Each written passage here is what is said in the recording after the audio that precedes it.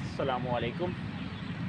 अगर जिसने कल पर्थ टेस्ट का पहला दिन इंडिया और ऑस्ट्रेलिया का नहीं देखा तो शायद क्रिकेट का जो मज़ा है, जो रोमांच है, वो नहीं देखा।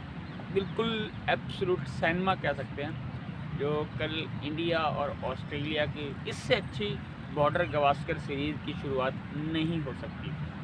हालांकि एक लम्हे पे लग रहा था कि एज ए इंडियन फ़ैन, जितने भी इंडियन फ़ैन है, कि यार ये वो दोबारा होने वाला जो न्यूजीलैंड में हुआ, क्या ये वो दोबारा होने वाला जैसे 36 पे last time India all out हो गई थी। तो कहीं ना कहीं क्रेडिट जाता है डेब्यू कांट नतीश रेड्डी और ऋषभ पंत, जो हमेशा ऑस्ट्रेलिया में कूदते हैं। मैं जब भी ऋषभ पंत को देखता हूँ तो मुझे VVS लक्ष्मण की याद आती है, जो ऑस्ट्रेलिया में बड़ा ही ज़बरदस्त और डोमिनेट करके खेलता था ऑस्ट्रेलिया के अगेंस्ट। कहीं ना कहीं इंडिया की बॉलिंग स्टिल यार, आई मीन जसप्रीत बुमराह, मैं आप खुशकिस्मत हैं इस जनरेशन कि हमें जसप्रीत बुमराह जैसा बॉलर की बॉलिंग देखने को मिली। हम बात करते थे वसीम, वकार, कॉटनी वॉश, अमरूज, अपना शेन बॉन्ड, मखाया एंटनी, शान पॉलक, लेकिन इस जनरेशन का सबसे बड़ा बॉलर मेरे ख्याल में जसप्रीत बुमराह है। जिस तरह उन्होंने सिंगल हैंडेडली इंडिया को वर्ल्ड कप जितवाया, T20 वर्ल्ड कप है, और इस तरह जब से वो इंजरी से वापस आया, जिस तरह उसने डोमिनेट किया है थ्रू आउट द फॉर्मेट, चाहे आप ODI ले लें, चाहे T20 ले लें, चाहे टेस्ट ले लें। आई मीन 1952 के बाद सबसे ज़्यादा एक दिन के अंदर विकेट्स गिरी हैं, 17 विकेट्स गिरी हैं, 10 इंडिया की और 7 विकेट्स ऑस्ट्रेलिया की। कहीं ना कहीं मैं अभी इस पोजीशन में ये कह सकता हूँ कि स्टिल अभी इंडिया फेवरेट है इस टेस्ट के लिए, क्योंकि चौथी इनिंग खेलने ऑस्ट्रेलिया नहीं आना है और अभी 83 रन दूर है ऑस्ट्रेलिया इंडिया की लीड को ख़त्म करने के लिए। आई मीन लग रहा था कि 150 के बाद इनके पास ट्रेविस हेड है, लबुशेन है, उस्मान ख्वाजा है, स्टीव स्मिथ है, लेक्स कैरी है। मतलब ऐसा लगता था कि शायद इंडिया ये तो हम सब ही जानते थे इस सीरीज़ के अंदर कोई भी टेस्ट मेरे ख्याल में चौथे के एंड या 5वें दिन जाने वाला नहीं है। जिस तरह की दोनों टीम के पास प्लेयर्स हैं, आप उनके बॉलर्स देख लें, दोनों टीम के आप उनके बैट्समैन देख लें, स्टिल इंडिया की बैटिंग क्वेश्चनेबल है, क्योंकि ऊपर से जायसवाल फॉर्म में नहीं है और वो हमेशा लेफ्ट आर्म पेसर के अगेंस्ट फंसते हैं। ये उनका रिकॉर्ड बताता है। आपका नीचे से 1 डाउन के ऊपर KL राहुल का शायद एक हम बहस कर सकते हैं कि क्या KL राहुल आउट थे, वो उस पर बहस हो सकती है। विराट कोहली लगातार इस साल फ्लॉप हो रहे हैं, ऑलमोस्ट 1 साल से ऊपर हो गया उनको सेंचुरी किए हुए।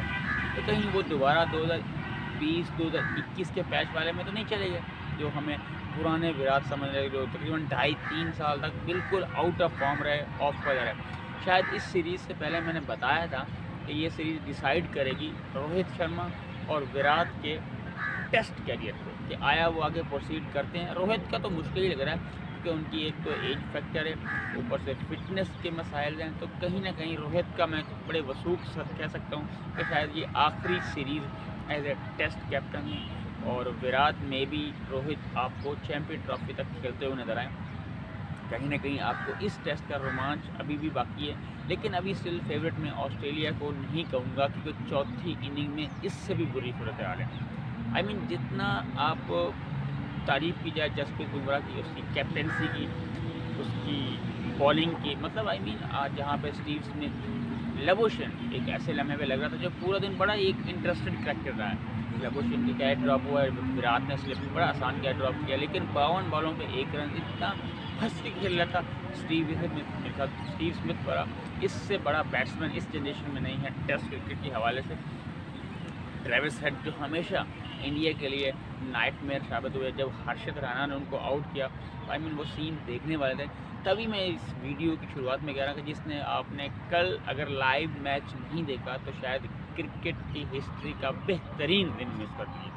आज देखते हैं, क्योंकि अभी मैं स्टिल कहूँगा कि अगर 83 अगर आते ही इंडिया को 30-35 रन के अंदर इनकी 3 बाकी आउट कर ले, और अगर कहीं 50 के लगभग लीड ले ले और सेकंड इनिंग में जो 200 रन कर गई, तो यू नेवर नो इसका रिज़ल्ट इंडिया के पक्ष में भी हो सकता है। क्योंकि इंडिया को WTC का फाइनल खेलने के लिए कम से कम 4 टेस्ट मैच जीतने होंगे, और पर्थ एक ऐसी पोजीशन में इंडिया आ गया है जहाँ पे वो डोमिनेट कर सकता है, ऑस्ट्रेलिया को हरा सकता है। हालांकि पिछली 2 सीरीज़ के अंदर जिस तरह ऋषभ पंत ने बैटिंग की है, उसी के बलबूते पे मेरे ख्याल में ऋषभ पंत एक की फैक्टर होगा इस सीरीज़ में, क्योंकि यार आपके टॉप ऑर्डर पे तो इतना कोई फॉर्म में नहीं है।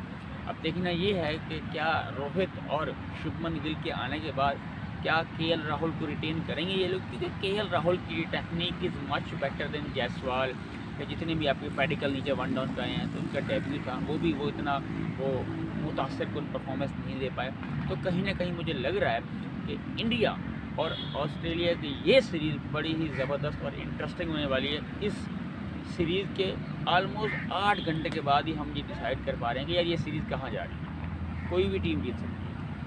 आप ऑन ए गिवन डे जब ऑस्ट्रेलिया ने 150 रन पे इंडिया को आउट किया तो हर कोई तो यही सोच रहा था कि यार इंडिया ख़त्म, वो 150 वाला न्यूजीलैंड के अगेंस्ट जो लास्ट सीरीज़ वहाँ जाके इनके साथ हुआ, ये लास्ट सीज़न के अंदर जो 36 पर ऑल आउट हो गए थे, तो कहीं ना कहीं एज ए क्रिकेट फ़ैन जो इंडियन फ़ैन है उनके दिल में डर था कि शायद इंडिया ख़त्म हो गया। लेकिन बुमराह ने कहा नहीं यार, अभी सब्र करो, अभी दुनिया का नंबर 1 बॉलर बाकी है, उसका शो देखना अभी